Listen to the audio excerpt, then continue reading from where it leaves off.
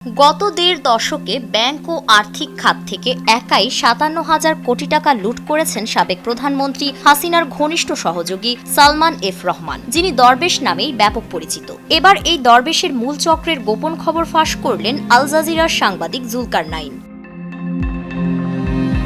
১১ April দেওয়া Facebook পোস্টে সায়ের লিখেন, অর্থ পাচারকারীরা বরাবরই একটি সুসংগঠিত ও প্রভাবশালী চক্রের অংশ হয়ে কাজ করে। এই চক্র এতটাই শক্তিশালী যে মূল ব্যক্তির অনুপস্থিতিতেও তারা কার্যক্রম চালিয়ে যেতে সক্ষম।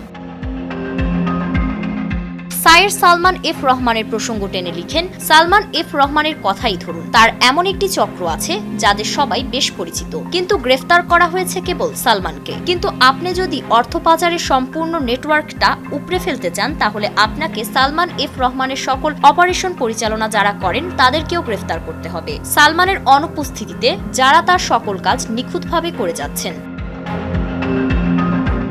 জুলকাত তার সেই পোস্টে ৪ জন ব্যক্তির নাম ফাঁস করেন যারা সালমানের হয়ে কাজ করছেন। তাছাড়া এই ৪ জন ব্যক্তি সালমান ও তার ভাই সোহেলের সকল অর্থনৈতিক অপরাধের সাথে সরাসরি জড়িত ছিলেন বছরের পর বছর। তারা হলেন ওসমান কায়সার চৌধুরী, সৈয়দ নাভেদ হোসেন, মোস্তফা জামানুল বাহার ও মোহাম্মদ লুৎফুর রহমান। তবে কোনো বিশেষ কারণে তাদের কাউকেই গ্রেফতার করা হয়নি। কিছুদিন আগে ওসমান কায়সার চৌধুরীকে আটক করা হলেও পরবর্তীতে তাকে ছেড়ে দেয়া হয়েছে। ফারিন রহমান প্রীতি, নয়া দিগন্ত।